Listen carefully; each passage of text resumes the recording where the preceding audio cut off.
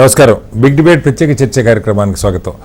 పార్లమెంటులో ఇవాళ రెండవ రోజు భారత ప్రధాని రాష్ట్రపతి ప్రసంగానికి ధన్యవాద తీర్మానం మీద సుదీర్ఘమైనటువంటి ప్రసంగం చేశారు. దాదాపు 2.5 గంటల పాటు నిరాఘాటంగా ఆయన మాట్లాడారు.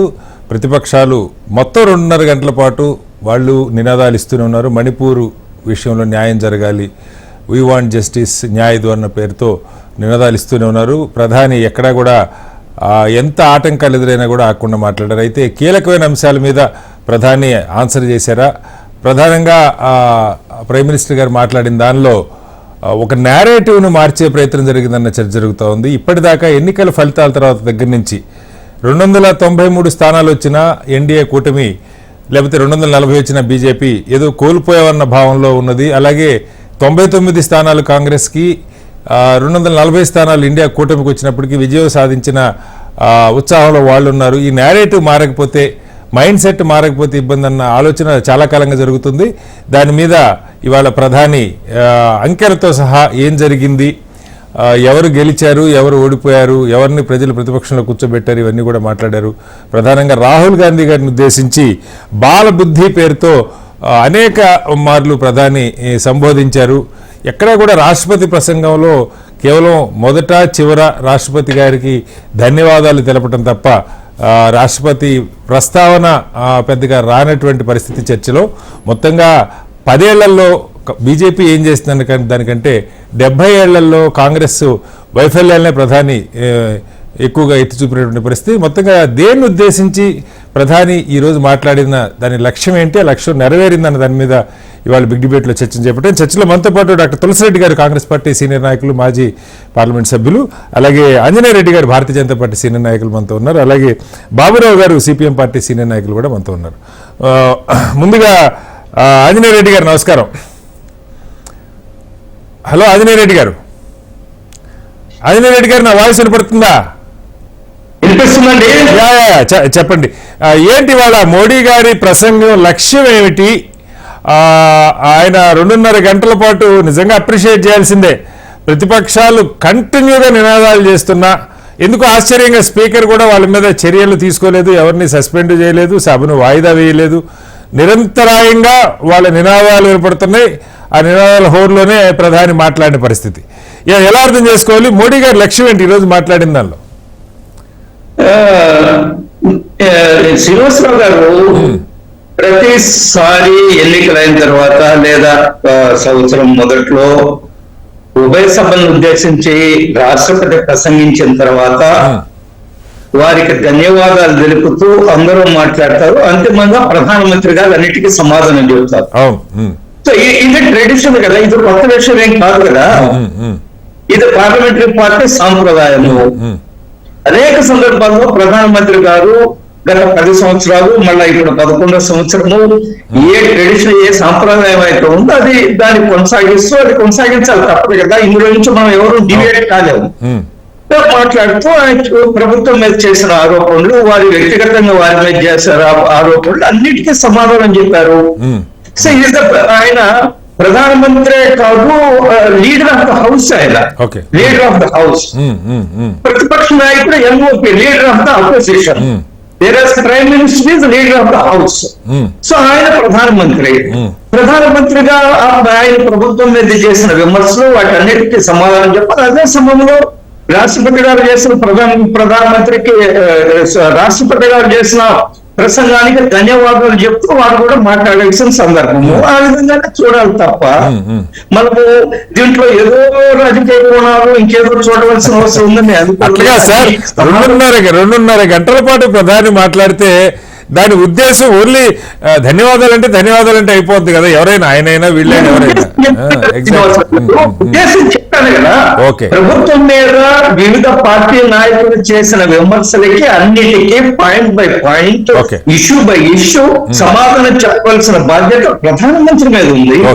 సో అందులో ఆ ప్రాసెస్ లోనే వాడు 2.5 గంటల సేపు మాట్లాడారు. మాట్లాడిన అన్నిటికీ సమాధానం చెప్తారు. కొన్నిటికి మీరు ఏకీభవించకపోవచ్చు, ఏకీభవించవచ్చు. ఆయన ప్రధానమంత్రిగా, లీడర్ ఆఫ్ ద హౌస్ గా ఆయన ప్రతిపక్షాలు చేసిన వాటన్నిటికీ కూడా సమాధానం చెప్పవలసిన బాధ్యత ప్రధానమంత్రిగా ఆయనకు ఉంది. ఆ సమాధానం చెప్పారు. జాతికి తెలియాలా, దేశానికి తెలియాలా, ప్రధానమంత్రి గారు ఏం మాట్లాడుతున్నారు, ఏం చేశారో, ఏం చేయబోతున్నారు, ప్రభుత్వం మీద ఏ విధంగా అర్థములేని విమర్శలు, ఏ విధంగా దిగజారి చేసిన విమర్శలు, వాటన్నిటిని కూడా దేశం కూడా తెలుసుకోవాలి ఆ విమర్శలకు సమాధానము. సో ప్రధానమంత్రి గారు ఆ విమర్శలన్నిటికీ సమాధానం చెప్పారు, దేశానికి సందేశం పంపించారు. మూడవసారి ప్రధానమంత్రి అయ్యారు. నా ముందు ఉండేది ఈ దేశం కోసము వికసిత భారతం తయారు చేయడమే. నాకు వ్యక్తిగత అంశాలు లేవు. Nation first, not family first. Family first పార్టీలు చాలా ఉన్నాయనుకోండి, అది కొన్ని పార్టీలు వాళ్ళ యొక్క ఐడియాలజీ ఫస్ట్. దేశం ఏమైపోయిన పట్ల మా ఐడియాలజీ మాకు.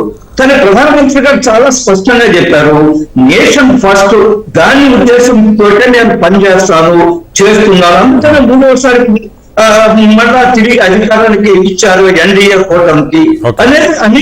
అనేక విషయాలు ప్రస్తావిస్తూ వారు స్పష్టం చేశారు. కాబట్టి దీని గురించి అది మనం డ్రా చేయాలి తప్ప ఇప్పుడేం ఎన్నికలు లేవు కదా, వెంటనే ఎన్నికలు ఏమి లేవు. కాబట్టి ఇది రాజకీయ ప్రసంగంగా చూడడానికి లేదు, రాజకీయ ఉద్దేశాలతో చేసిన ప్రసంగంగా చూడడానికి లేదు. అది ప్రతిపక్షాలు రాష్ట్రపతి చేసిన ప్రసంగానికి ధన్యవాదాలు చెప్పే తీర్మానంలో ప్రతిపక్షాలు చేసిన వాటి అన్నింటికి కూడా అర్థమైన ఆరోపణలు చేశారు కదా. మనం చూసాం కదా, రాహుల్ గాంధీ గారు ఇప్పుడే కాదు, మనం ఒకసారి చూసాం క్రికెట్ స్టేడియంలో ప్రధానమంత్రి గారిని ఏమన్నారు, ఆ క్రికెట్ ఓడిపోయిన తర్వాత వరల్డ్ కప్ లో పనవతి అన్నారు. పనవతి అంటే అర్థం అవుతుంది మీకు కూడా తెలియదు, శని అన్నట్టుగా మాట్లాడారు, రకరకాల విమర్శలు చేశారు. ఈ రోజు పార్లమెంట్ లో అయినా లోక్సభలో కూడా నిన్నటి రోజున అర్థం లేని విమర్శలు చేశారు. ఆయన గతంలో ఆయన ప్రవర్తనను ప్రస్తావించారు ప్రధానమంత్రి గారు. ఏం చేశారు అప్పుడు రాహుల్ గాంధీ గారు వచ్చి ఏ విధంగా కౌగులించుకున్నారు, కౌగులించిన వెంటనే వెళ్ళి పక్కన కూర్చొని ఆయన సహచరుడు సహచరుడితో కన్ను కొట్టి ఏ విధంగా ఆయన బిహేవ్ చేశారు. ప్రధాని కూడా హావభావాలు అద్భుతంగా పండించారు ఇవాళ అంజనరెడ్డి గారు. మనం నవ్వుతో నా భవిష్యత్ అన్న రీతిలో చాలా చాలా. తులసిరెడ్డి గారు ఏకంగా షోలే సినిమాలో, బహుశా మీరు కూడా ఆ రోజుల్లో చూసే ఉంటారేమో ఆ సినిమా, మౌసీతో బహుశా ధర్మేంద్ర గారు కూడా, నాకు కరెక్ట్గా గుర్తులేదు, ఆ పదం గుర్తుంది కానీ ధర్మేంద్ర గారు ఒక అత్తగారు ఏదో ఏం సాధించారంటే అది పోయింది ఇది పోయిందంటే ఇంకా అది ఉంది కదా, హీరోగా ఉన్నా కదా ఆ రకంగా. అలాగే రాహుల్ గాంధీ గారిని చాలా 99 వస్తే స్కూల్ ఫస్ట్ వచ్చినట్టుగా ఇంట్లో చాక్లెట్లు పెంచుకున్నారు, తీరా చూస్తే 543కి 99 వచ్చినాయి అని, లేకపోతే ఒక చిన్న పిల్లాడితో పోల్చి గతంలో కూడా చాలా సందర్భాలు ఆయన చేశారు.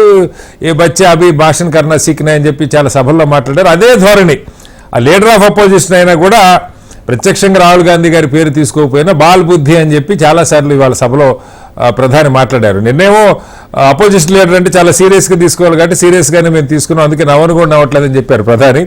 ఇవాళ బాలబుద్ధితో పోల్చారు. కీలకంగా 2-3 విషయాలు, అంటే దళితులకి సంబంధించి కాంగ్రెస్ ఎలా అన్యాయం చేసిందన్న దానిలో ఆయన ప్రస్తావించింది. నెహ్రూ గారి టైంలో అంబేద్కర్ గారిని అవమానించారు, ఆ రిజర్వేషన్లు లేకపోతే ఇవ్వాల్సిన గుర్తింపు వాళ్ళకి ఇవ్వట్లేని కారణంగా అంబేద్కర్ గారు బయటకు వెళ్ళిపోయారు. అలాగే ఇందిరాగాంధీ గారు ఎమర్జెన్సీ తర్వాత ఎట్టి పరిస్థితుల్లో బాబు జగజ్జీవన్ రామ్ ప్రధాని కాకూడదని కూడా చూశారని చెప్పి, అలా రాహుల్ గాంధీ దాకా, రాజీవ్ గాంధీ దాకా, సోనియా గాంధీ దాకా, సీతారాం కేసరి దాకా ఎగ్జాంపుల్స్ కోట్ చేసుకుంటూ వచ్చారు. ప్రధానంగా రిజర్వేషన్లు తీసేయాలన్నది కాంగ్రెస్ నెహ్రూ టైం నుంచి కాంగ్రెస్ ఉద్దేశం. ఏంటి మొత్తంగా ఎలా చూస్తున్నారు? ప్రధాని ఆశించిన లక్ష్యం ఏమిటి? ఆ లక్ష్యం నెరవేరింది ఇవాళ ప్రసంగం. ఇప్పుడు ఇంతకుముందు ఆంజనేయుడు గారు చెప్పినట్లు ఇది రాష్ట్రపతి ప్రసంగానికి ధన్యవాదాలు తెలిపే చర్చలో భాగం. నేచురల్ గా వచ్చేసి దీంట్లో వచ్చేసి ప్రతిపక్షాలు ఓవరాల్ గా ఏమైనా మాట్లాడచ్చు. రాష్ట్రపతి ప్రసంగం ధన్యవాదాలు తెలిపినప్పుడు ఓవరాల్ గా ప్రతిపక్షం వచ్చేసి ప్రభుత్వ వైఫల్యాల గురించి వివిధ రంగాల్లో వచ్చేసి వాళ్ళు చెప్తారు. అధికార పక్షం వచ్చేసి వాళ్ళ విజయాలు, సైమల్టేనియస్ గా ప్రతిపక్షాల ఈ గతంలో పరిపాలించిన సందర్భం ఉంది కాబట్టి వైఫల్యాలు, ఇది నేచురల్ గా వచ్చేసి అది ఒక ఆ సందర్భంలో నిన్న రాహుల్ గాంధీ గారు ఆయన వచ్చేసి నిన్న మాట్లాడినారు. ఈ రోజు ప్రధానమంత్రి గారు మాట్లాడారు, ఆయన లీడర్ ఆఫ్ అపోజిషన్ నిన్న మాట్లాడినారు, ఈ రోజు లీడర్ ఆఫ్ హౌస్ వచ్చేసి ఈ రోజు మాట్లాడినారు. కాబట్టి అది రొటీన్ ప్రాసెస్. కానీ ఇక్కడ పాయింట్లు వచ్చేసి ఆ చర్చల్లో అటు రాహుల్ గాంధీ గారు మాట్లాడినంత కానీ ఇటు ప్రధానమంత్రి గారి చర్చ ప్రసంగంలో గాని ఏమేమి ఐటమ్స్ వచ్చేసి తొలినాయి, ఆ ఐటమ్స్ లో వచ్చేసి నిజానిజాలు ఏ మేరకు ఉన్నాయి అనేది ఓవరాల్ గా అది ప్రజల్లోకి పోవాల్సిన అవసరం ఉంది.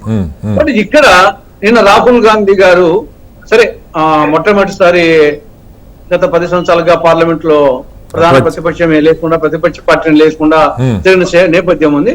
మొదటిసారి వచ్చేసి 10 ఏళ్ల తర్వాత ఒక బలమైన ప్రతిపక్షాన్ని, ఒక సమర్థవంతుడైనటువంటి ఒక రూపాంతరం చెందినటువంటి ఒక ప్రతిపక్ష నాయకుని, గతంలో రాహుల్ గాంధీ గారు మాట్లాడవచ్చు కానీ నిన్న మాట్లాడిన ప్రతిపక్ష నాయకుని హోదాలో ఆయన మాట్లాడింది చాలా పరిపక్వత, ఆ యొక్క హావభావాలు గాని డెఫినెట్ గా వచ్చేసి ఈవెన్ నేను కూడా వచ్చేసి ఊహించలేదు రాహుల్ గాంధీ గారిని విశ్వరూపం ప్రదర్శించాడు. అది సరే, దాంట్లో పాయింట్లు ఏ విధంగా ఉండొచ్చు. ఈరోజు నరేంద్ర మోడీ గారు కూడా బాగా మాట్లాడారు, అది వేరు. కానీ రాహుల్ గాంధీని వచ్చేసి ఒక సబ్జెక్ట్ ను ప్రజెంట్ చేసే విధానంలో అందరూ ఊహించిన దానికంటే ఒక భారత ప్రధాని దానికి ఈయనకు అన్ని అర్హతలు ఉన్నాయని దేశ ప్రజలు భావించే విధంగా వచ్చేసి ఆయన స్టైల్ ఆఫ్ ఒక విధంగా వచ్చేసి నిన్న ఎంటైర్ పార్లమెంట్ హైజాక్ చేశారు రాహుల్ గాంధీ గారు, తన విశ్వరూపం ప్రదర్శించాడు. అది ఒక అంశం. ఇక మిగతా ఆయన మాట్లాడిన అంశాల్లో ఒకటి ఈ యొక్క హిందుత్వం అనేది ఒకటి, రెండవది నీటు, 3 అగ్నిపత్, 4 రాజ్యాంగ వ్యవస్థ నిర్వీర్యం చేయడం, మణిపూర్ సంఘటన, నోట్ల రద్దు, జిఎస్టి, అయోధ్య ఇష్యూ, ఇటు అనేక అంశాలు వచ్చేసి ప్రస్తావించడం జరిగింది. దానికి నేచురల్ గా వచ్చేసి లీడర్ ఆఫ్ హౌస్ గా ప్రధానమంత్రిగా వచ్చేసి ప్రభుత్వానికి పెద్దగా దానికి ఆన్సర్ చెప్తూనే వాళ్ళ ప్రభుత్వ విజయాలు కూడా ఈ రోజు ఈయన చెప్పడం జరిగింది. కాబట్టి ఇక్కడ దీంట్లో ప్రధానంగా అది ఎవరు అవునన్నా కాదన్నా బీజేపీ వాళ్ళ యొక్క ప్రస్థానము ఆ హిందూ కార్డు మీదనే జరిగింది అనేది ఎవరు కాదనలేని సత్యం. భారతీయ జనసంఘ కానుంటే ఆవిర్భావం కానుంటే 1980లో బీజేపీ ఏర్పాటు అయోధ్య యాత్ర కానుంటి, నిన్న అయోధ్యలో రామ మందిరం విషయంలో గాని, తర్వాత నిన్న ప్రతి సందర్భంలో ఈవెన్ ఇండియా గెలిస్తే కాంగ్రెస్ గెలిస్తే బుల్డోజర్లు వస్తాయి రామాలయం, రైతుల రామాలయం ఇది కానీ. ఇవన్నీ తారాస్థాయికి వచ్చేసి వాళ్ళు హిందూ కార్డును పైకి ఎంత చెప్పొచ్చు, హిందూ మతం అనేది ఇది ఒక మతం కాదు, ఇది ఒక విధానం అని చెప్పేసి ఎన్ని చెప్పినా అది మనకు స్పష్టంగా వచ్చేసి ఆ హిందూ కార్డుతోనే వాళ్ళు వచ్చేసి రాజకీయం చేయాలనేది అడుగడుగునా కనపడతా ఉంది. దాన్ని రాహుల్ గాంధీ గారు దాన్ని వచ్చేసి సమర్థవంతంగా నన్ను చెప్పారు. ఏమి హిందూ మతం వచ్చేసి హిందూ మతంలో ఉండే ఏ మహాపురుషుడు గాని మనం ఆరాధించే దేవుళ్ళు ఇంక్లూడింగ్ పరమశివుడు వారు కూడా వచ్చేసి అభయహస్తం వచ్చేసి సత్యమే మాట్లాడాలా, నిజమే చెప్పాలా, అబద్ధం చెప్పకూడదు, ఎవరిని భయపెట్టద్దు, తాను భయపడద్దు, తర్వాత హింసను ప్రేరేపించద్దు, అహింస అనేది హిందూ మతాన్ని చెప్పినటువంటి అన్ని గ్రంథాలు గాని మహాపురుషులు గాని దేవుళ్ళు గాని ఇదే చెప్తారు. హింసను ప్రేరేపించద్దు, అబద్ధం చెప్పొద్దు, వేరే వాళ్ళను భయపెట్టద్దు, నువ్వు భయపడద్దు. ఇది కానీ ఇది బీజేపీ నాయకుల్లో నాట్ ఓన్లీ హిందూ మతం, అన్ని మతాలు కూడా ఇదే చెప్తున్నాయి. ఏ మతం కూడా ఇదే చెప్పేది.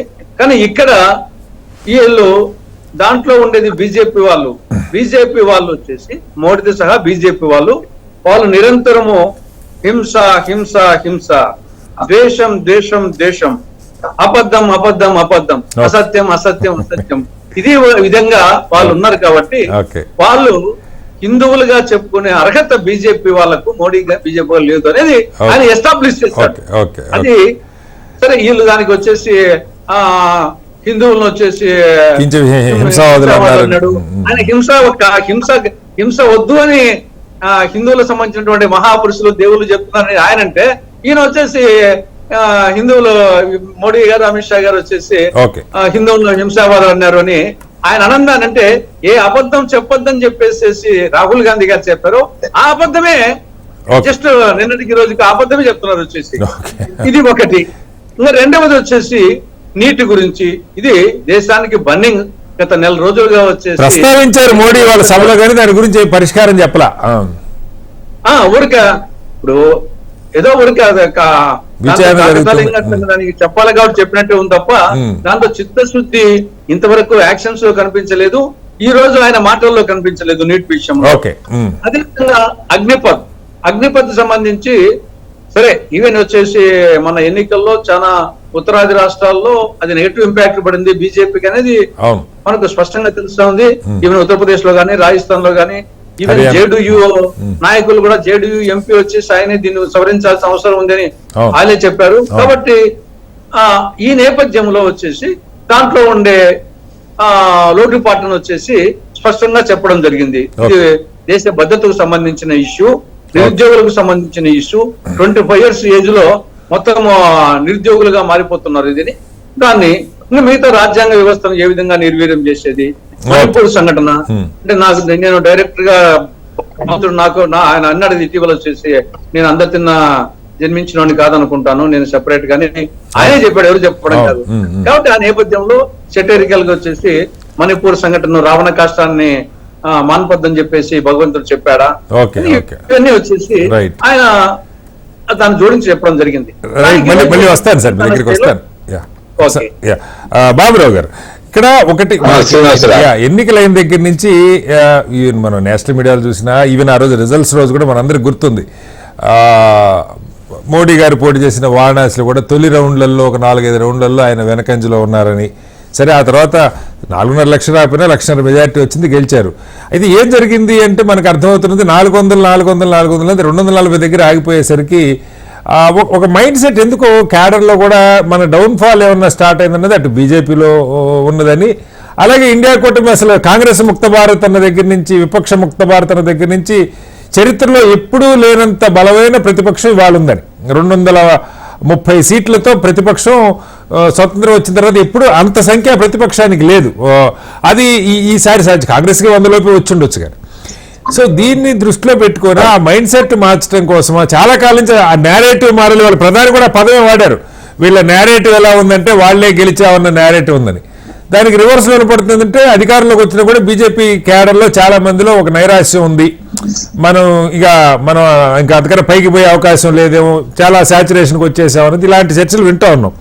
ప్రధాని వాళ్ళు వాటన్నిటినీ అంకెలతో సహా Congress strike rate BJP versus Congress ఉన్నప్పుడు 26 ఉంది, అపోజిషన్తో వాళ్ళ మిత్రపక్షాలతో కలిసిన దగ్గర కూడా 50% మించి లేదు అని చెప్తూ, హర్యానా ఏదైతే 3 రాష్ట్రాల ఎలక్షన్ ఉన్నాయో హర్యానా, మహారాష్ట్ర, జార్ఖండ్ అక్కడ మాకు గతం కంటే ఓట్లు ఎక్కువ వచ్చినాయి. సో ఇదంతా రాబోయే అక్టోబర్లో వచ్చే 3 రాష్ట్రాల ఎన్నికల దృష్టిలో పెట్టుకున్నా, లేకపోతే క్యాడర్ మైండ్ సెట్ మార్చడం కోసమా, ఎలా అర్థం చేసుకోవాలి? అంటే మొదటి విషయం, ప్రధానమంత్రి గారు నిన్న ప్రతిపక్ష నాయకుడు రాహుల్ గాంధీ గారు మాట్లాడారు, హావభావాలు, భాషలో ఉన్న తేడాలు, ఇవన్నీ ఒక భాగం. దాని మీద చర్చలు జరుపుకోవటం కంటే కూడా ఇది ఓన్లీ రాహుల్ గాంధీ కాంగ్రెస్ వారి యొక్క సందేశం చాలా కీలకమైందే. కానీ ప్రతిపక్షం అటు ఖార్గే గారు మాట్లాడారు రాజ్యసభలో, జాన్ బ్రిటాస్ మాట్లాడారు, అలాగే ఇక్కడ మణిపూర్ ఎంపీ గారు మాట్లాడారు, ఇతర పార్టీల నాయకులందరూ ఇండియా బ్లాక్ పార్టీలు ప్రతిపక్షాలు మాట్లాడారు. కాబట్టి ఇక్కడ సమస్య ఇది రాహుల్ గాంధీ వర్సెస్ మోడీ అనే సమస్య కాదు, బీజేపీ వర్సెస్ కాంగ్రెస్ అనే సమస్య కాదు, అపోజిషన్ వర్సెస్ బీజేపీ ఎన్డీఏ అనే సమస్య కాదు, ఇది ప్రజలు వర్సెస్ ప్రభుత్వం. ప్రతిపక్షం అనేది ప్రజల తరపున గొంతు విప్పేది. మొన్న ఎన్నికల్లో జరిగింది అదే, పార్లమెంట్ లో కూడా అదే చూడాలి. దీన్ని మిగతా వాళ్ళ బాధ్యతలు, వాళ్ళ పాత్ర కీలకమైందే. ముఖ్యమైనది ఒకటే, 400 సీట్లు మోడీ గారే అడిగారు, బీజేపీ అడిగింది. 370 బీజేపీకి అడిగారు, 240 ఇచ్చారు. ఎన్ని లెక్కలు అంకెలు పర్సంటేజ్లు తీసేద్దాం, 370 అడిగితే 240 ఇచ్చారు. మీరు కోరుకున్న దాంట్లో 130 తగ్గటం అనేది విజయం. మోడీ గారు నభూతో నా భవిష్యత్తు అపురూపమైన అద్భుతమైన విజయాన్ని ఇచ్చారని చెప్తున్నారు ఆయన. ఇప్పుడు వేరే రాజకీయాలు అవసరం లేదు, లేదు పెద్ద లెక్కలు అవసరం లేదు. సామాన్య భాషలో చూస్తే 370కి 240కి జనం తగ్గించారు. మీకు మెజారిటీ ఇవ్వలేదు. మెజారిటీ ఎందుకు ఇవ్వలేదు? ప్రత్యేకించి బీజేపీ, ఆర్ఎస్ఎస్ హిందుత్వ ఎజెండా బలంగా ఉన్నటువంటి ఉత్తరప్రదేశ్ లో మీ ఓటమి గమనించండి. ఇప్పటికైనా దాన్ని మసిపూసి మారేడుకాయ చేయటమో, లేదు G7 దేశాల మీటింగ్కి వెళ్ళి మాట్లాడొచ్చి అంతా నార్మల్ గా ఉంది అని అనుకోవటమో అది మీకు మంచిది కాదు, దేశానికి మంచిది కాదు. ప్రజలిచ్చిన తీర్పును పార్టీలు పక్కన పెడదాం, ప్రజలిచ్చిన తీర్పులో ఉన్నటువంటి సారాంశం ఏమిటి? మీరు మెజారిటీ ఇస్తే రాజ్యాంగాన్ని మారుస్తారు, రాజ్యాంగాన్ని ఎందుకు మారుస్తారు? మౌలిక సూత్రాలు మీరు దెబ్బతీస్తారు. రిజర్వేషన్లే కాదు, సామాజిక న్యాయమే కాదు, ఫెడరలిజమే కాదు, ప్రజాస్వామ్యమే కాదు, వీటిల్లే మీరు తిరగదోడతారు అనేటువంటి ఒక భావన ప్రజలు ఉన్నారు. మీరు గతంలో మాట్లాడి తీసేద్దాం, ఇప్పుడైనా వాటిని మీరు పునఃపరిశీలన చేసుకోవాలి. మీరు ఎన్డీఏ పక్షాల మీద ఆధారపడి ప్రభుత్వం ఏర్పాటు చేశారు. బీజేపీ పరంగా చూసుకున్నా, ఇండియా బ్లాక్ పార్టీలన్నీ కలిపి చూసుకున్నా పెద్ద తేడా లేదు. మీకు 240, 230 పైన ఇండియా బ్లాక్ పార్టీలకు వచ్చినాయి. ఇక్కడ సమస్య ఇది ఇండియా పార్టీల గొప్పతనంగా నేను చెప్పట్లా, ప్రజల గొప్పతనం. కాబట్టి ప్రజలు ఇచ్చిన తీర్పుని గమనించకుండా మీరు మాటల్ని వక్రీకరించి చేయటం వల్ల ఉపయోగం లేదు. మీరు ఎన్నికల్లో కూడా ఇదే పని చేశారు. ఏమని? ఇండియా బ్లాక్ పార్టీలు కానీ కాంగ్రెస్ వస్తే హిందువుల ఆస్తులు లాక్కుంటారు మీరు చెప్పారు. మీరు మాట్లాడిన మోడీ గారు మాట్లాడే నియోజకవర్గాల్లో జనం ఓడించారు. అంటే మీరు వక్రీకరిస్తున్న దాన్ని వాళ్ళు తిప్పికొట్టారు. మీరు దాన్ని ఇంకా ఇవాళ కూడా గమనించకుండా మళ్ళీ పార్లమెంట్ లో అదే రకమైన ధోరణితో ప్రతిపక్షాల మీద లేకపోతే నాయకుల మీద, రాహుల్ గాంధీ గారి మీద, ఆ విషయాలు వేరే. ప్రజలు కోరుకుంటున్న పరిష్కారానికి మాత్రం ఇవాళ మణిపూర్కి పరిష్కారం కోరుకుంటున్నారు. సో మొత్తం కాదు బాబురావు గారు, దాదాపు 2.5 గంటలు ప్రధాని మాట్లాడుతుంటే 2.5 గంటలు వీళ్ళు మణిపూర్ గురించే నినాదాలు ఇస్తూ వచ్చారు. నేను దాదాపుగా మొత్తం స్పీచ్ విన్నాను. నాకు గుర్తున్నంత వరకు ఒక్క చోట కూడా నీటి గురించి 1-2 మాటలు ప్రధాని మాట్లాడారు. అగ్నివీరు గురించి పరోక్షంగా డిఫెన్స్ లో రిఫార్మ్స్ ని వ్యతిరేకిస్తున్నారు అన్నారు. కానీ మణిపూర్ గురించి ఒక్క మాట కూడా ఆయన నోటి నుంచి రాలి. అసలు కారణం ఏమై ఉండొచ్చు? దాని మీద మేము సీరియస్ గా ఏదో తీసుకుని ఆయన వెళ్ళలేదని సరే ప్రతిపక్షాలు విమర్శ చేస్తున్నాయి, కానీ అసలు దానికి పరిష్కారం ఏంటన్నది ఒక మాట వరుస కూడా ప్రధాని మాట్లాడారు. శ్రీనివాసరావు, ప్రతిపక్షాలు పక్కన పెట్టేద్దాం. ఆర్ఎస్ఎస్ చీఫ్ ఏం చెప్పారండి? అవును, మణిపూర్ మండిపోతా ఉంది, ఇప్పటికైనా పరిష్కారం కనుక్కోనండి అంటే ఆర్ఎస్ఎస్ చీఫ్ గమనించింది కూడా మోడీ గారు గమనించకుండా ఉన్నారంటే వాళ్ళు ఇక్కడ సమస్య ప్రతిపక్షాలు అధికార పక్షం కాదు. మీ నీట్ పరీక్షా పత్రాల లీకేజ్ ద్వారా లక్షల మంది విద్యార్థుల భవిష్యత్తు ఉంది. దీని పరిష్కారం చూడండి. ప్రతిపక్షాలు మాట్లాడిన మీరు దానికి మోడీ గారి నుంచి సమాధానం ఏది? 2, క్రోనీ క్యాపిటలిజం, అదానీ అంబానీ లాంటి సంస్థలు మిగిలిన ఆర్థిక వ్యవస్థని చిన్నాభిన్నం చేస్తున్నాయి ఆరోపణ చేశారు. దానికి సమాధానం ఏముంది? రెండోది, ఇవాళకి ఎన్నికల తర్వాత కూడా లించింగ్, మూకదాడులు జరుగుతూ ఉన్నాయి అనేక చోట్ల. దీన్ని అరికట్టడం మీద చేయండి. అలాగే ఆర్ఎస్ఎస్ వారు కూడా ఏం మాట్లాడాల్సి వచ్చింది? ఏ రకంగా మాట్లాడినా ప్రతిపక్షం అంటే విరోధీ పక్షం కాదు అన్నారు. మరి అది ఏ ఉద్దేశంతో ఎలా అయినా మాట్లాడినివ్వండి. అంటే మీరు కూడా కొన్ని విషయాలు ఆర్ఎస్ఎస్ వారు కూడా మాట్లాడక తప్పని పరిస్థితి దేశంలో కూడా ఏర్పడింది. దాన్ని నరేంద్ర మోడీ గారు ప్రతిపక్షాలు చెప్పేది వినరు, ప్రజలు చెప్పేది వినరు, స్వపక్షంలో వారు చెప్పేటువంటి మాటలు వినకుండా మీరు ప్రధానమంత్రిగా మారిన నేపథ్యంలో మీకు మైనారిటీ ప్రభుత్వంగా ఉన్నటువంటి సందర్భంలో ఇప్పటికైనా ఇటువంటి సమస్యలకి పరిష్కారం. మీరు 2.5 గంటలు మాట్లాడారు, 2.5 నిమిషాలు మాట్లాడారా, ఎంతసేపు మాట్లాడారు, హావభావాలు ముఖ్యం కాదు. ఏమి పరిష్కారం దొరికింది, ఏమి జనానికి సమాధానం దొరికింది పార్లమెంటు చర్చల్లో? ప్రజలు అది కోరుకునేది. అది చూస్తే మళ్లీ ప్రతిపక్షాల మీద దాడి. ఇది మరొక ఎన్నికల ఉపన్యాసం. రాబోయే అసెంబ్లీ ఎన్నికలకి మళ్లీ ఆ రాష్ట్రాల్లో, మహారాష్ట్రలో ఓటమి ఖాయం లాగా వాళ్ళు కనిపిస్తా ఉంది. దాన్ని మళ్లీ వాళ్ళు కప్పిపుచ్చుకోవటానికి హర్యానాలో పరిస్థితి ఎలా ఉందో అందరికీ తెలిసిందే. మనం జరిగినటువంటి ఎన్నికల్లో మనం చూసాం. కాబట్టి వీటన్నిటిలో చేయడానికి ఇలా అయితే మీరు నిజంగా మీరు రాష్ట్రాల ఎన్నికల్లో గెలవాలనుకున్నా ఇది కాదు పరిష్కారం. మీ వైఫల్యాలని, మీ లోపాలని ప్రతిపక్షాలు, ప్రజలు ఎత్తు చూపే దాంట్లోంచి సరైన రీతిలో పరిష్కారం చెప్పాలి. మీరు మతాన్ని అడ్డం పెట్టుకుని ప్రజల మధ్య చీలికలు పెడితే ఒకసారి పనిచేసింది, 2 సార్లు పనిచేసింది. మిగతా చోట్ల మీ మిత్రపక్షాలకు వచ్చిన ఓట్లు కూడా ఆంధ్రప్రదేశ్ లో చూడండి. బీజేపీకి వచ్చిన ఓట్లు వైసీపీ వ్యతిరేకత తెలుగుదేశం కూటమి ద్వారా వచ్చినాయి, బీజేపీకి రాలా. 6 చోట్ల లోక్సభలో బీజేపీ పోటీ చేస్తే 3 చోట్ల బీజేపీని గెలిపించారు. Okay, okay. 3 చోట్ల బీజేపీ ఓడిపోయింది. ఓకే. కాబట్టి దీని నుంచైనా ఇప్పుడు గమనించి ఓకే. మీ మిత్రపక్షాలను కలుపుకోవడానికి వెళ్ళటం ప్రధాని దాన్ని ఇవాళ అక్కడ రివర్స్ లో చెప్పారు. కాంగ్రెస్ కూటమిలో ఉన్న పార్టీలు నష్టపోయినాయి, వాళ్ళ పారాసైట్ కాంగ్రెస్ అయిన పరాన్న జీవి వాళ్ళ ఓట్లు ఇది మింగేస్తుంది కానీ వాళ్ళకేమో లాభం ఉండట్లేదని.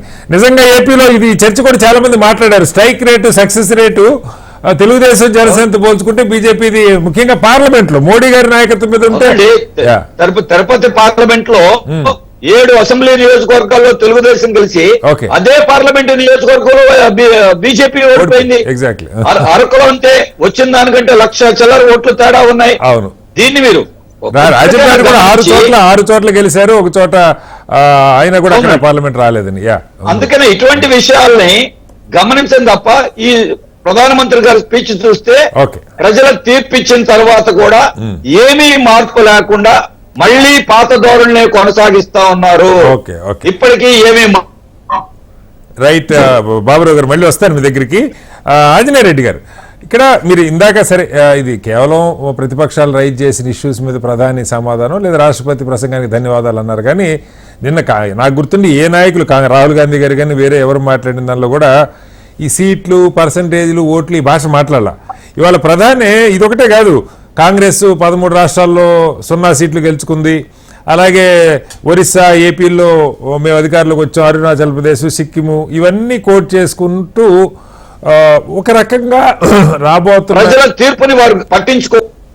అంటే నేను అనేది ఈ అంశాలు ఓట్ల సంఖ్యలతో సహా మాట్లాడి ఒక ప్రిపరేషను ఎలక్షన్కి, అంటే మీరు అంగీకరించవచ్చు అంగీకరించకపోవచ్చు, కానీ ఒక మైండ్ సెట్ మార్చే ప్రయత్నం అన్నది చాలా కాలం నుంచి ఆ మైండ్ సెట్ మార్చడం కోసం వాళ్ళు ఒక ప్రయత్నం తప్పులేదు. ఖచ్చితంగా పార్టీ కోసం ఎవరైనా రాహుల్ గాంధీ బాడీ లాంగ్వేజ్లో కొంత ఇది కనపడి ఉండొచ్చు, బీజేపీలో నాకు కాస్త నైరాసి ఉంటే ఆయన దాన్ని ఇంప్రూవ్ చేసే ప్రయత్నించు, తప్పని కూడా నేను అన్నాను.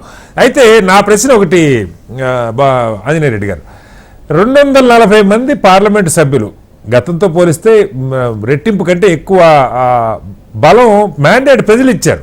మోడీ గారికి ఇచ్చిన అదే ప్రజలు, వీళ్ళకి ఇచ్చిన అదే ప్రజలు. వాళ్ళు 2.5 గంట పాటు సరే వాళ్ళు అరవటం రైటా రాంగా దాని మీద స్పీకర్ గారు ఎందుకు చర్యలు తీసుకోలేదు అన్నది ఒక చర్చ అయితే, మణిపూర్ అంశమే రిపీటెడ్గా 2.5 గంటల పాటు నినాదాలు ఇస్తుంటే ఎందుకని ప్రధాని దాని మీద కనీసం ఒక్క మాట కూడా మాట్లాడలేదు? మౌనముని అని మన్మోహన్ సింగ్ గారు అనేవాళ్ళు ఇవాళ చాలా అంశాల మీద మోడీ గారు ఎందుకు మౌనముని పాత్ర పోషిస్తున్నారు? శ్రీనివాసరావు గారు ప్రతిపక్షాలు నేను ఇద్దరు పెద్దలు అన్నది చాలా ప్రశాంతంగా విన్నాను. చెప్పండి. మనం ఒక సంస్కారవంతమైన చర్చలో ఉన్నాము. దయచేసి ఎవరు కూడా మధ్యలో మాట్లాడుతుంటే అది పద్ధతి నేను అనుకోలేదు, శ్రద్ధగా అనిపించుకోవచ్చు. నేను మాట్లాడాను, నేను చాలా సంస్కారవంతంగా శ్రద్ధగా ఉన్నాను. శ్రీనివాసరావు గారు, ప్రతిపక్షాలకి ఒక మణిపూర్ తప్ప ఇంకేదైనా ఉందా? ఈ దేశంలో ఆర్థిక పరిస్థితి ప్రతిపక్షాలు తెలుసు కదా. ఈ దేశం యొక్క పౌరు ప్రతిష్టలు, గొప్పతనము ప్రపంచ వేదికల మీద ఏ విధంగా పెరిగాయో ప్రతిపక్షాలకు తెలుసు కదా. ఈ దేశంలో 25 కోట్ల మంది ప్రజలు పేదల నుంచి బయటకు వచ్చారనే విషయం ప్రతిపక్షాలకు తెలుసు కదా. ఈ దేశంలో ప్రజాస్వామ్యబద్ధంగా ఎన్నికలు జరిగాయి. ఎన్నికల్లో 54 సీట్లు 52 సీట్ల నుంచి 99 సీట్లు వచ్చారని ప్రతిపక్షాలకు తెలుసు కదా. ఆ ప్రజాస్వామ్యబద్ధంగా ఎన్నికల ద్వారానే అధికార పార్టీ ప్రతిపక్ష పార్టీకి 234 సీట్లు వచ్చాయని తెలుసు కదా. ఈ దేశంలో వాళ్ళకి ఇంకేం మాట్లాడే అవకాశం లేదు కాబట్టి 2.5 గంటల సేపు మణిపూర్ అతుకుంటూ ఉన్నారు. ప్రధానమంత్రి గారు వాటిని ఏమీ లెక్క చేయలేదు. మణిపూర్ విషయంలో ఎప్పటికప్పుడు హోంమంత్రి రివ్యూ చేస్తున్నారు, ముఖ్యమంత్రితో మాట్లాడుతున్నారు, ఏ విధమైన చర్యలు. ఆ మాట ఒక్క ఏమంటారు బంగారు పలుకులు అంటారు, ఆ ఒక్క మాట అయినా ప్రధాని సభలో మాట్లాడుంటే బాగుంటుంది కదా. చెప్తున్నాను సార్, వస్తున్నాను. మీరు 2.5 సేపు గంట మాట్లాడారు, అది 10 నిమిషాలు మాట్లాడుతూ మీరు అనేవాళ్ళు 2 గంటల 40 నిమిషాల సేపు మాట్లాడారు. కానీ సైన్యాన్ని గురించి ఏం మాట్లాడారు? మీరు కొత్త ప్రశ్నలు ఎవరెత్తుతారు, కొత్త ఇష్యూస్ లేదా? ప్రధానమంత్రి గారు పార్లమెంట్ లో ఏం మాట్లాడలేదు వారు నిర్ణయించుకుంటారు. ప్రతిపక్షాలకు ఏ విధంగా సమాధానం చెప్పారు? 1-2 ప్లీజ్, నాకు సమయం ఇవ్వండి. సమయం ఇవ్వండి. ఈ దేశంలో అత్యంత నవ్వులు, నేను ముందు బాబురావు గారి దగ్గర నుంచి వస్తాను, సిపిఎం పార్టీ దగ్గర నుంచి వస్తాను. అత్యంత నవ్వులు పాలైన పార్టీ ఏదన్నా ఉంటే, అత్యంత ప్రజలు తిరస్కరించిన పార్టీ ఏదన్నా ఉందంటే సిపిఎం పార్టీ. సిపిఎం పార్టీని నవ్వులు పాలైంది, తిరస్కరించారు. వాళ్ళకి ఒక అజెండా లేదు. వాళ్ళు రిలీజ్ చేసుకున్న ఒక మమ్మల్ని అంటారు మీరు ఆలోచించరా ఏం జరిగిందని. మీరేం ఆలోచించారు? కేరళలో ఏం జరిగింది?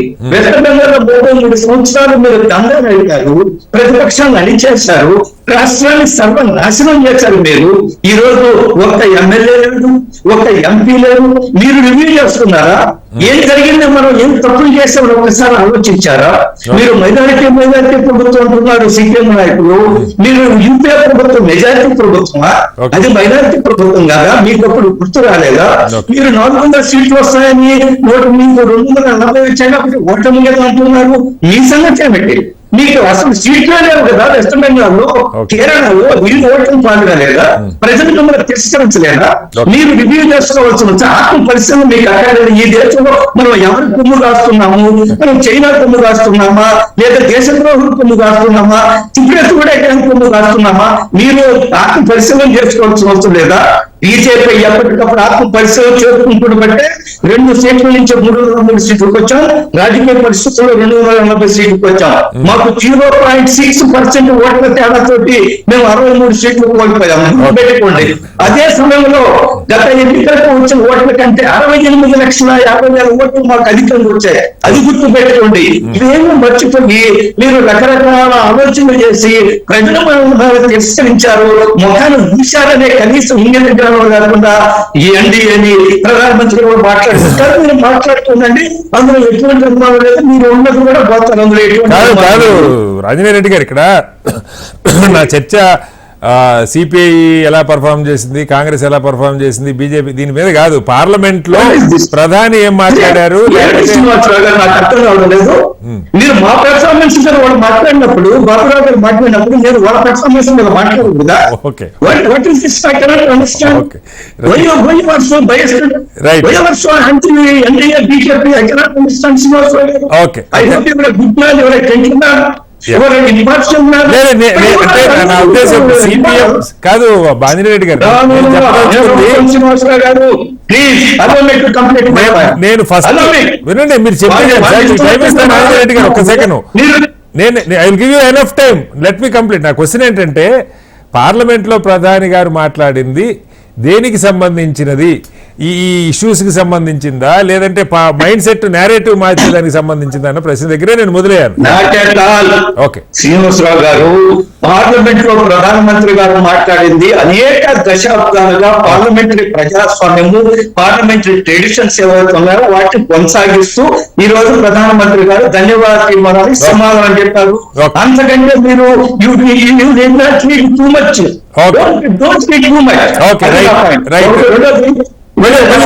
తులసిరెడ్డి గారు, ఇక్కడ ఒక అంశం అంటే మణిపూర్ ఖచ్చితంగా అవసరమైన అంశమే కావచ్చు, అలాగే ఏ ఇష్యూ అయినా మనం పక్కకు పెట్టాల్సిన అంశం కాదు. మణిపూర్ ఒక్కటే దొరికిందంటే మణిపూర్ కూడా ఖచ్చితంగా మాట్లాడాల్సిన అంశమే. కానీ 2.5 గంటల పాటు ప్రధాని మాట్లాడుతూ ఉంటే, ఆంజనేయ రెడ్డి గారు మీకు టైం ఇస్తాను కొంచెం. ఆంజనేయ రెడ్డి గారు మాట్లాడే హక్కు ఉందా? మన సిక్కు రైట్స్ జరిగినప్పుడు 1000 మంది సిక్కులు చంపేసినప్పుడు రాజీవ్ గాంధీ ఉన్నారు, చెట్టు పడిపోయినప్పుడు భూమి కనిపిస్తుందని.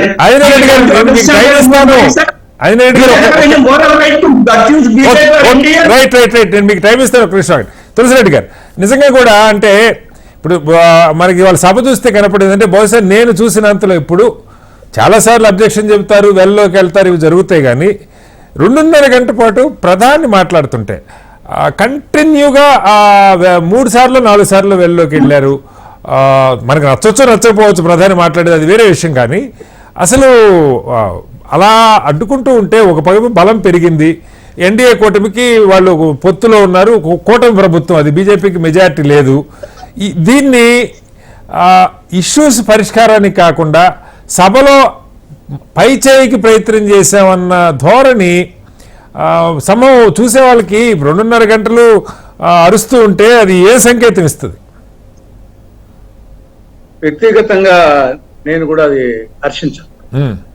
నేను మెంబర్ ఆఫ్ రాజ్యసభగా ఉన్న నారాయణ గారిని, అది ఎవరైనా సరే వచ్చేసి రాహుల్ గాంధీ గారు నిన్న చెప్పారు, ప్రమాణం చెప్పారు. ఆ విధంగా వచ్చేసి ఎవరు చెప్పేదానికి వాళ్ళకి అవకాశం ఉండాలి కానీ అది ఆ విధంగా చేయడం అనేది ఈవెన్ దో నేను కాంగ్రెస్ పార్టీ ఉన్నప్పటికీ అది ఎవరు చేస్తారో నేను పూర్తిగా చూడలేదు కానీ అది మంచి పద్ధతి కాదనేది నా అభిప్రాయం.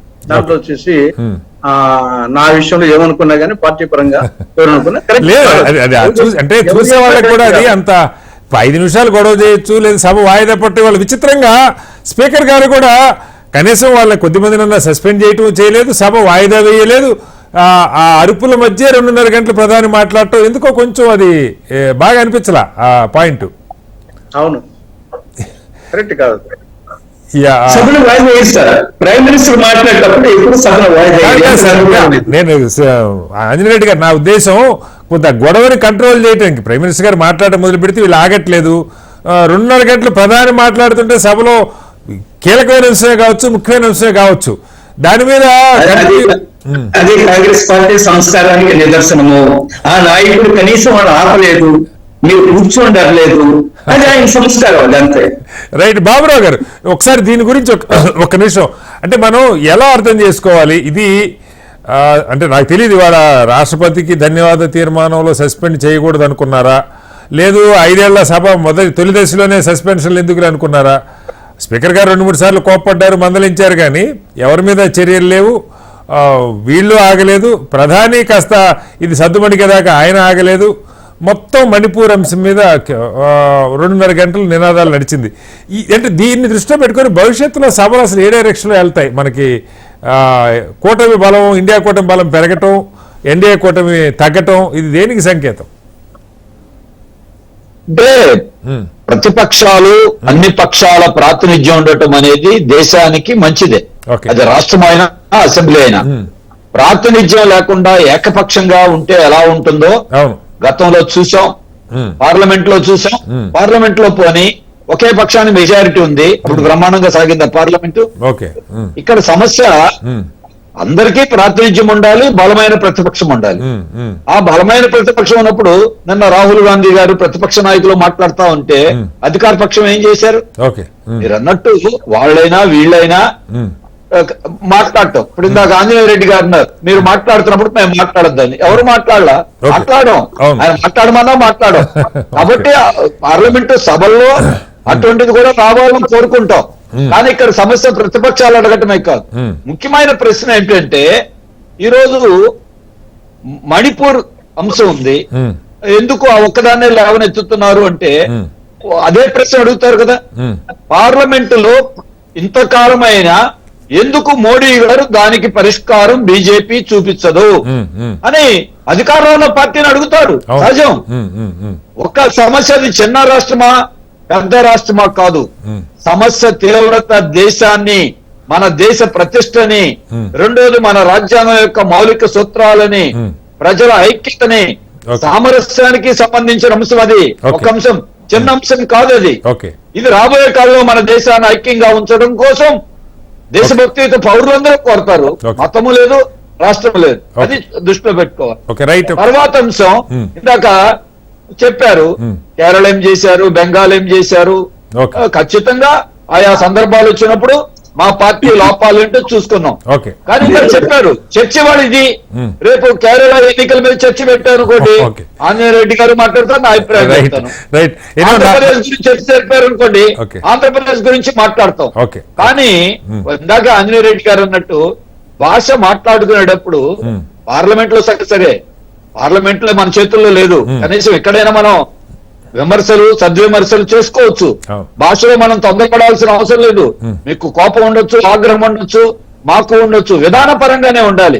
కానీ మాట్లాడే భాషను చేసుకోవాల్సిన అవసరం. ఇక్కడ అక్కడ నేను చూస్తున్నది ఏంటంటే, ప్రధానమంత్రి గారు మొదలుకొని ఆంజనేయ రెడ్డి గారి వరకు అడిగిన అంశాలకు ప్రజలు కోరుకుంటున్న ప్రశ్నలకి సమాధానం చెప్పకుండా పక్కదారి పట్టించడం అనేది ఎవరికి సరైన. ఆయన మీరు వాళ్ళని రివ్యూ చేసుకోమన్నారు కాబట్టి మీరు రివ్యూ చేసుకున్నారు, అంతవరకు ఓకే. సరే, మొహాన మూసారు, మేము రివ్యూ చేసుకున్నాం. ఈ రోజే మా పార్టీ కేంద్ర కమిటీ ప్రకటన వచ్చింది. కేరళలో మేము ఆశించిన ఫలితాలు పొందలేకపోవడం మమ్మల్ని నిరాశపరిచింది. Okay, okay. మేము దీన్ని మా పార్టీ ఆస్తులతో ఈ రోజు మా కేంద్ర కమిటీ ప్రకటన చేసింది. okay, మీరు okay. చర్చ దాని మీద పెట్ట Right. పార్లమెంటులో ప్రధానమంత్రి గారు ఉపన్యాసం గురించి చెప్పారు. అవును, అవును. Right, నిన్న sir. ప్రతిపక్షాలు అడిగిన దానికి మోడీ గారు సమాధానం చెప్పరు. ఓకే, ఇక్కడ చర్చలో అందరూ లేవనెత్తుదానికి ఆంజనేయ రెడ్డి గారు బీజేపీ నుంచి ఏదో తప్పో ఒప్పో వాళ్ళ అభిప్రాయం. అది కాకుండా నెహ్రూ గారు ఏంటి, లేకపోతే కేరళ ఏంటి, బెంగాల్ ఏమిటి మాట్లాడొచ్చు. Yeah. మాట్లాడడం కూడా వాళ్ళు విమర్శలు చేస్తారు. బాబురావు గారు, మళ్ళీ వస్తారు ఒకసారి. ఒకటే సార్ శ్రీనివాసరావు, ఇప్పటికైనా సరే ఒక్క మణిపూర్ అంశమే లేవనెత్తలేని ప్రతిపక్షాలు అదానీ గురించి లేవనెత్తారు, నీట్ పరీక్షల గురించి లేవనెత్తారు, అలాగే ఉన్నటువంటి ఈ గత కాలంలో నెల రోజుల కాలంలో దేశంలో జరుగుతున్న లించింగ్ గురించి మాట్లాడారు, అలాగే పార్లమెంట్ ఎన్నికల్లో ప్రధానమంత్రి గారు ఉపన్యాసాల్లో ఉన్న విద్వేషాన్ని గురించి మాట్లాడారు, అలాగే మన రాష్ట్రాలకి రావాల్సిన హక్కుల గురించి ఫెడరలిజం గురించి మాట్లాడారు. చాలా అంశాలు వచ్చినాయండి ఢిల్లీలో. ఇందాక ఒక్క చివరిలో నేను అగ్నిపథ్ గురించి ప్రతిపక్షాలు చెప్పిన పక్కన పెట్టేద్దాం. ఎన్డీఏలో భాగస్వామిగా ఉన్న జేడీయూ ఏం చెప్పింది, అగ్నిపథ్ని సమీక్ష చేయమని చెప్పారు, మార్చమని చెప్పారు. మరి మీ అధికారంలో ఉన్న పార్టీనే చెప్తా ఉంది దాని మీద ఏదో సమీక్ష ఆల్రెడీ సమీక్ష చేస్తున్నారని కూడా వింటున్నాం బాబురావు గారు. ఒకసారి మళ్ళీ వస్తాను. కరెక్టే, అందుకని ప్రతిపక్షాలే కాదు అధికార పక్షంలోనే అడుగుతున్నారు. అంతే సభ ఉద్దేశం అది కదా. సమాధానం ఒక తప్పులు ఉన్నప్పుడు సమీక్ష చేసుకోవడం ఎవరికైనా మంచిది, అది ఆలోచించాలి. ఆంజనేయుడు గారు ఒక క్లారిటీ కావాలి. అంటే ఇవాళ ఇప్పుడు ఈ సెషన్లో సభ జరుగుతున్న తీరుని బట్టి భవిష్యత్తులో అంటే ఎలక్షన్లు ఇంకా 5 ఏళ్ళు ఉంటాయి. పార్లమెంట్ ఎలక్షన్లు మధ్యలో రాష్ట్రాల ఎలక్షన్లు రావచ్చు పోవచ్చు, కానీ పార్లమెంట్ ఎలక్షన్ 5 ఏళ్ళ తర్వాత అంత సవ్యంగా నడిస్తే సరే. లేదు ఈ మధ్యలో ఏమైనా కుదుపులు వస్తాయో నాకు తెలియదు. కానీ అయితే నా ప్రశ్న ఏంటంటే, ఈ ప్రతిపక్షం బలం పెరిగిన నేపథ్యంలో సభ కంటే ముందు, ఎందుకంటే మీరు సీనియర్ తులసిరెడ్డి గారికి బాబురావు గారికి మీకు అందరికీ కూడా సభ సాంప్రదాయాలు తెలుసు, కాస్త ఏదన్నా బీఏసీలో పెట్టుకొని మాట్లాడి, ఎందుకంటే కీలకమైన అంశాలు చాలా ఉన్నాయి. ఇక్కడ అధికార పక్షం మీద కొంచెం బాధ్యత ఎక్కువ ఉంటుంది. కేవలం అరుపులు, ప్రతిపక్షాలు అరవటం అధికార పక్షం ఇదే కాకుండా కొద్దిగా ఆ సయోధ్య కుదిరి కొంత విలువైన చర్చ జరిగే అదృష్టం ప్రజలకు ఏమైనా కల్పిస్తారా? శ్రీనివాసరావు గారు, మనం ఇక్కడ ఉండే ప్యానల్ ఉండేవాళ్ళు ఇద్దరు కూడా వాళ్ళు జెంట్మెన్, చాలా రీజనబుల్ గా చర్చ చేస్తాం. పెద్ద మనుషులు ఎట్టుకుంటాను మన వాళ్ళే. నేనేమంటున్నా అంటే, మనం ఆరోపణ చేసేటప్పుడు గురివింద సామెతను గుర్తు చేసుకోవాలంటున్నాను. ఎవరైనా సరే, ఎవరైనా గురివింద సాయిని మర్చిపోకూడదు. ఇప్పుడు రెండోది, మీరు చెప్పిన ఆందోళన కూడా నాకు కూడా ఉంది. ఎస్, ఈ పార్లమెంట్ భవిష్యత్తులో సక్రమంగా జరుగుతుందా లేదా, దీనికి తీసుకోవాల్సిన చర్యలు ఏమిటి? ప్రజాస్వామ్యంలో ప్రతిపక్షానికి బాధ్యత ఉంది, చట్టసభలు సక్రమంగా జరపాల్సింది. అధికార పార్టీ మీద ఇంకా ఎక్కువ బాధ్యత ఉంది. ఎగ్జాక్ట్లీ. తులసిరెడ్డి గారు కాదు సార్, తులసిరెడ్డి గారు చాలా హంబుల్ గా ఏదో నాకు కూడా అది కాంగ్రెస్ వాళ్ళే అరిచారా ఎవరు అరిచారో తెలియదు, కానీ ఆయన అంగీకరించారు. అది కదా కావాలి. నేను ఎప్పుడు కూడా తులసిరెడ్డి గారితో అనేక విషయాల్లో ఏకీభవిస్తుంటాను. చాలా రీజనబుల్ గా, చాలా స్పష్టంగా ఉంటుంది వారి వ్యవహారం. ఈ విషయాల్లో అంగీకరించారు. నేనేమంటున్నా అంటే, ఎవరైనా సరే, ఎవరైనా భారతీయ జనతా పార్టీ కానీ, లేదా సిపిఎం కానీ, లేదా కాంగ్రెస్ కానీ, ఎనీ పార్టీ హౌస్ యొక్క డెకోరం కాపాడాలా? మీరు చెందిన ఆందోళన నాకు కూడా ఉంది. భవిష్యత్తులో ఏమవుతుంది, లోక్సభలో రాజ్యసభలో ఈ చర్చలు ఏమవుతాయి? మీరు చెప్పినట్టు బిజినెస్ అడ్వైజరీ కమిటీ కూర్చోవాలా, అందరూ కూడా సహకరించాలా, అందరూ కూడా అర్థవంతమైన చర్చ జరపాలా? ఇవాళ చూశాం కదా, ప్రధానమంత్రి గారు సమాధానం చెబుతున్నప్పుడు 2.5 గంటల సేపు ఏ విధంగా అరుపులు, కేకలు, దౌర్జన్యాలు మనం చూసాం. ఇప్పుడు మిమ్మల్ని ఒక ప్రశ్న అడిగితే మీరు ఏం చెప్పారు? మణిపూర్ గురించి అంటే ప్రధాని ఏం మాట్లాడాలో మనం చెప్పలేమన్నారు. ఇప్పుడు మణిపూర్ గురించి ఆయన ఒక మాట మాట్లాడితే దేశం అంతా ఎక్స్పెక్ట్ చేస్తుండొచ్చు, ఆయన మాట్లాడలేదు కదా, ఏమన్నా నష్టం ఉందో మాట్లాడితే నాకు తెలియదు. నేనేమంటున్నా అంటే, మీకు తెలుసా శ్రీనివాసరావు గారు, తెలుసా ప్రధానమంత్రి ఫస్ట్ అమాంగ్ ఈక్వల్స్, ఆయన క్యాబినెట్ కొలీగ్స్, ఆయన క్యాబినెట్ సబార్డినేట్స్ లేదు. మన పార్లమెంట్ ప్రజాస్వామ్యంలో ఆయన మంత్రివర్గ సహచరులు దాని మీద మాట్లాడున్నారు. అమిత్ షా గారు మాట్లాడున్నారు, 2 మంత్రులు మాట్లాడున్నారు. అమిత్ షా గారు అక్కడికి వెళ్ళున్నారు. మీరు మణిపూర్తో మనందరం కూడా ఆందోళన ఉంది ఖచ్చితంగా ఇది ఎక్కడ దారి తీస్తుందని. ప్రభుత్వం కరెక్టివ్ మెజర్స్ తీసుకోవాలా, తీసుకున్నప్పుడు కొన్ని కంట్రోల్ అవుతున్నాయి, సడన్ గా మనం ఫ్లేరప్ అవుతుంది, కొన్ని యాంటీ సోషల్ ఎలిమెంట్స్ ఉన్నాయి. కొంతమంది ఈ మధ్య మనం చూసాం కదా సోషల్ మీడియాలో, someone from America something like that, ఎవరో ఒక ఆయన అక్కడి నుంచి రెచ్చగొడుతున్నాడు, అక్కడి నుంచి సమాచారం ఇస్తున్నాడు, అక్కడి నుంచి వాట్సాప్ మెసేజ్ దాని మీద కూడా ఎంక్వైరీ జరుగుతుంది. ఒకటి రెండోది నీట్ గురించి మాట్లాడారు, నీట్ విషయంలో కమిటీని వేశారు, ఒక కమిటీని వేశారు, దాని మీద చర్యలు తీసుకుంటున్నారు, ఏ విధమైన రిఫార్మ్స్ తీసుకోవాలని అంటున్నారు. అట్ ద సేమ్ టైం మీరు అగ్నిపథం గురించి మాట్లాడారు, మీ స్నేహమైన మిత్రపక్షాలు కూడా మాట్లాడారు, మాట్లాడవచ్చు. మనకి వాటి గురించి కాదు, సభ ఎలా నడవాలి దాని మీద ఇష్యూస్ చాలా ఉన్నాయి, కానీ ఒకసారి అగ్నిపథ విషయంలో కూడా రివ్యూ చేయమని వాళ్ళు అడుగుతున్నారు. జేడీ ఏ సంస్థ అయినా ఏ నిర్ణయం తీసుకున్నా దాని మీద రివ్యూ చేసే అధికారం ఉంది, దాని ఫలితాన్ని ఏం వచ్చాయని కూడా చూస్తుంటారు. స్వతంత్రం వచ్చిన తర్వాత అనేక నిర్ణయాల విషయంలో రిజల్ట్ చూసిన తర్వాత రివ్యూ చేసుకుంటారు. బట్ యాజ్ మొత్తం వ్యవస్థ అగ్నిపథం అంతా ఇది అసలు పనికే రాదు, దీన్ని మొత్తం దోసేయాలని అబద్ధాలు చెప్తూ ఉంటే దానికి ప్రభుత్వం ఖచ్చితంగా సమాధానం చెప్తుంది. Okay okay right. తులసిరెడ్డి గారు, సభ మీరు సభలో కొన్ని సంవత్సరాల పాటు ఉన్న అనుభవం ఉంది మీకు. ఇక్కడ అంటే ఈ బీఎస్సీ మీటింగ్ నిజంగా అది పూర్తిగా పొలిటికల్ అయిపోయింది అనుకోవాలా మనం పార్లమెంట్ కానీ దీన్ని, లేదు జెన్యూన్గా కొంత ఎఫర్ట్ జరిగే అవకాశం ఉందా బీఎస్సీలో? ఇప్పుడు ఎవరైనా సీనియర్స్ కూర్చొని అట్లా కాదు ఇట్లా ఇప్పుడు ఖర్గే గారు నిన్న ధన్ఖడ్ గారు మాట్లాడుకుంటే కాస్త జోకులు వేసుకుంటే, రాహుల్ గాంధీ గారు కూడా అడిగింది కూడా అదే, కాస్త ప్రధాని నవ్వుతూ ఉంటే కాస్త ఏదైనా మాకు కూడా సరదాగా ఉంటుంది, మరీ ఆవేశం కలగకుండా. సో అలా ఏదైనా బీఎస్సీలో ఒక కన్స్ట్రక్టివ్గా కొన్ని అంశాల మీద ఒక మంచి చర్చ జరగడానికి ఇనిషియేటివ్ తీసుకునే ఛాన్స్ ఉందా రూలింగ్ పార్టీ? యాక్చువల్ గా బీఎస్సీ పెట్టిందే దానికోసం, బిజినెస్ అడ్వైజరీ కమిటీ. ముందుగా వచ్చేసి అన్ని పార్టీల తరఫున ఉంటారు, ఏ దానికి ఇంపార్టెన్స్ ఇవ్వాలా, దేని మీద ఎన్ని గంటలకు అవకాశం ఇవ్వాలా, దేనికి ప్రయారిటీ ఇవ్వాలా అని చెప్పేసి దానికోసమే బీఎస్సీ పెట్టేది. కాబట్టి బీఎస్సీ ప్రకారంగా పోతే ఏ సమస్య ఉండదు, అందరికీ అవకాశం వస్తుంది. ఏ పార్టీకి ఉన్న సీట్ల సంఖ్య బట్టి వాళ్ళకు ఎన్ని నిమిషాలు మాట్లాడాలా అనే అవకాశం వస్తుంది. కేవలం పాయింట్లు వచ్చేసి మనము చెప్పదలుచుకున్నది కట్టా కొట్టే తెచ్చే చెప్పొచ్చు, రామాయణాన్ని సంవత్సరం పాటు చెప్పొచ్చు, వారం పాటు చెప్పొచ్చు, ఒక రోజు చెప్పొచ్చు, ఒక గంటలో చెప్పొచ్చు, ఒక నిమిషంలో చెప్పొచ్చు. కాబట్టి ఆ విధంగా వచ్చే దాన్ని బట్టి అందరికీ అవకాశాలు వస్తాయి, అది చెప్పే విధానంలో వాళ్ళ అభిప్రాయం చెప్పొచ్చు. కాబట్టి ఏ ప్రభుత్వం ఉన్నా అటు ప్రభుత్వము దాని బీఎస్సీకి కట్టుబడాలా, అదే సమయంలో వచ్చేసి ప్రతిపక్షాలు కూడా బీఎస్సీని ఆధారంగా తీసుకుని పోతే గన మనం చెప్పే అధికార పక్షానికి సంబంధించి కూడా తులసిరెడ్డి గారు నిన్న రాహుల్ గాంధీ గారు బహుశా ఈ ఏమంటారు గిల్లుకోట ఇక్కడే రాహుల్ గాంధీ మాట్లాడటం మొదలుపెట్టగానే జై శ్రీరామ్ అన్న నినాదాలు వాళ్ళు, జై సంవిధానని ఇండియా కూటమి వాళ్ళు అంటాం. అక్కడి నుంచి ఇప్పుడు అంటే ఇది ఒక పెద్ద సభ, కొత్త సభ, కొత్తగా ఎన్నికై వచ్చారు, కొత్త పార్లమెంట్ భవనంలో కూర్చున్నా ఉన్న స్పృహ సంభవం ఎక్కడో మిస్ అవుతుందా అనిపిస్తుంది సార్. అంటే అప్పుడప్పుడు కొంత మసాలా ఉండడం తప్పేం కాదు, వచ్చేసి మామూలుగా. కానీ అది వచ్చేసి మసాలా ఎక్కువైపోతే కూర కంటే అప్పుడు సమస్య వస్తుంది. సమస్యల్లా బంగారంలో రాగి కొంత కలిపితేనే నగలు తయారైతుంది, కానీ మొత్తం రాగి అయితే సమస్య అవుతుంది.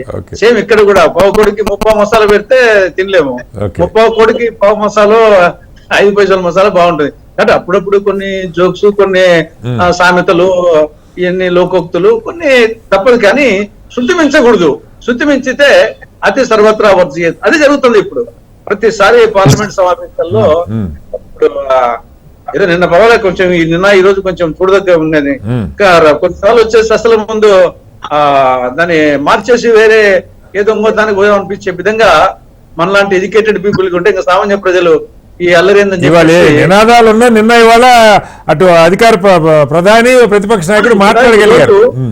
దాని ఒకసారి ప్రధానమంత్రి దాన్ని టచ్ చేసిన సరిపోయింది. ఏముందంటూ అన్ని టచ్ చేసినప్పుడు నీట్ టచ్ చేశాడు, తిరుపతి టచ్ చేశాడు, అన్ని టచ్ చేసినప్పుడు ఆ మణిపూర్ది కూడా ఏమో ఒకసారి టచ్ చేసింటే వాళ్ళు అప్పుడు కూడా నినాదాలు ఇచ్చింటే అది వేరు. అది వాళ్ళు గా అన్నప్పుడు దాన్ని ఒకసారి 2.5 గంటల్లో ఒకసారి ఆయన మరి పొరపాది ఉద్దేశపూర్వకంగా చెప్పలేదు, ఏమన్నా బైపాస్ అయిందో ఏమో, కానీ ఏం దాని గురించి ఒక 2-3 ప్రధాని గారి స్పీచ్ లో ఏవి బైపాస్ కావు సార్, 100% ఆర్టికులేటెడ్ గా ఉంటాయి కాబట్టి.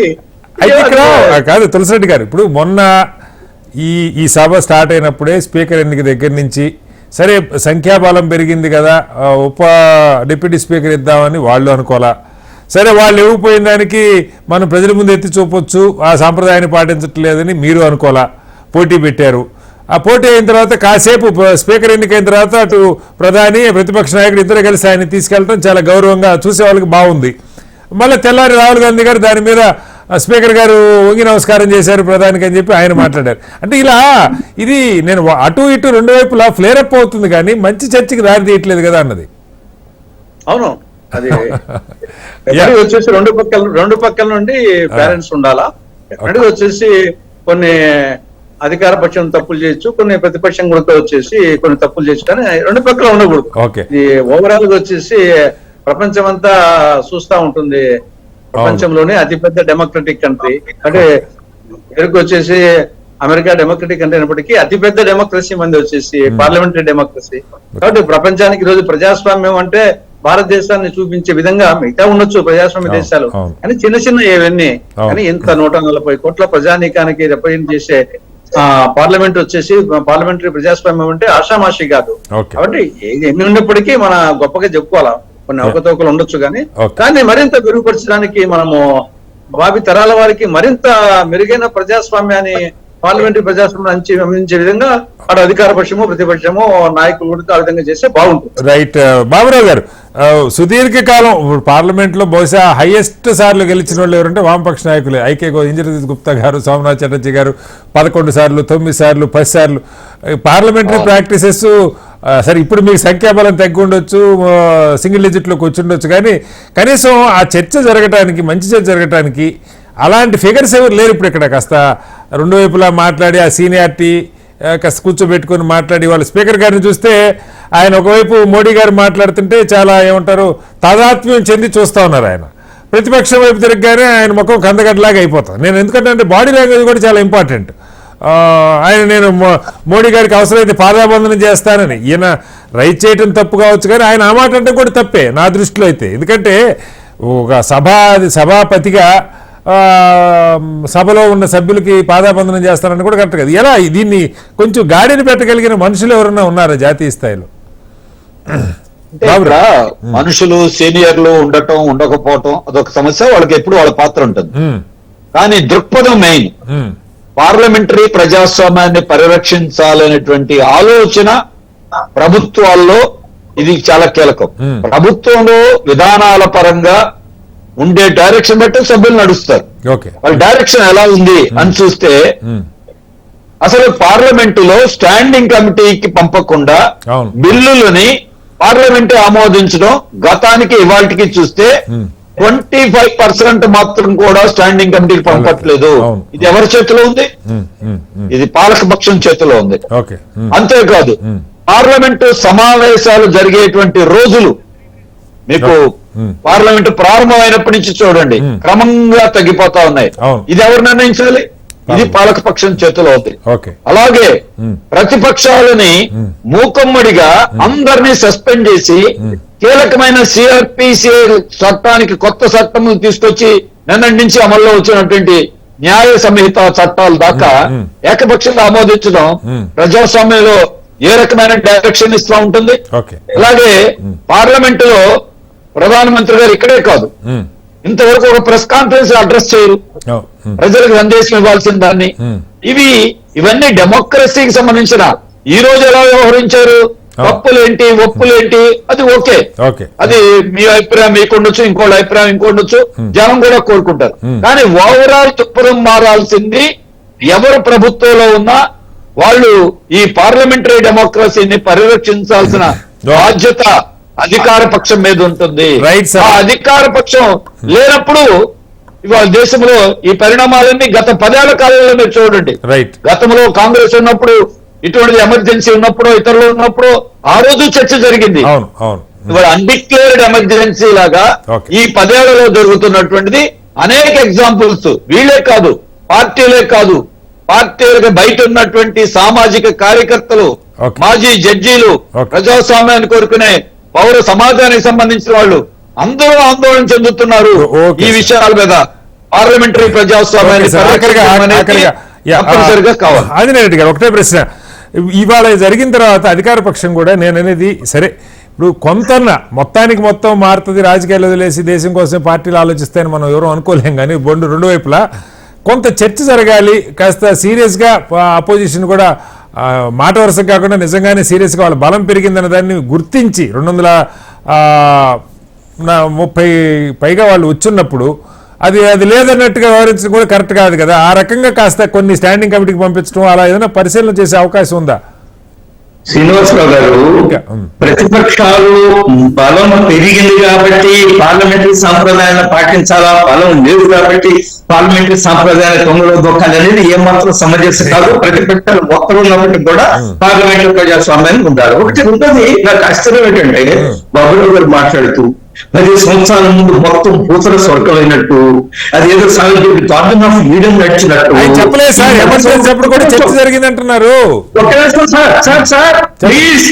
ఈ 10 సంవత్సరాలు మొత్తం సర్వనాశనం అయిపోయినట్టు బాబురావు గారు మీకు విషయం గుర్తు చేయవచ్చుకున్నాను. చిదంబరం గారు హోమ్ మినిస్టర్ గా ఉన్నప్పుడు ఒక్క రోజులోనే దేశవ్యాప్తంగా 5,000 మంది మీద దేశద్రోహం కేసు పెట్టారు. మీరు చరిత్ర తెలుసుకోండి. చిదంబరం గారు కాంగ్రెస్ వాళ్ళు ఏం చేస్తారో చరిత్ర చేసుకోండి. ఎంతమందిని ఎన్కౌంటర్ పేరుతో చంపేస్తారో చరిత్ర తెలుసుకోండి. మీరు చరిత్ర మర్చిపోయి గుడ్డిగా నరేంద్ర మోడీ గారి మీద విషయం కట్టడం, బీజేపీ మీద విషయం కట్టడం మానుకోమని నేను వామపక్షాలకి విజ్ఞప్తి చేస్తున్నారు. ఒకటి. రెండవది నేను తులసిరెడ్డి గారికి ఒక విజ్ఞప్తి చేస్తున్నాను.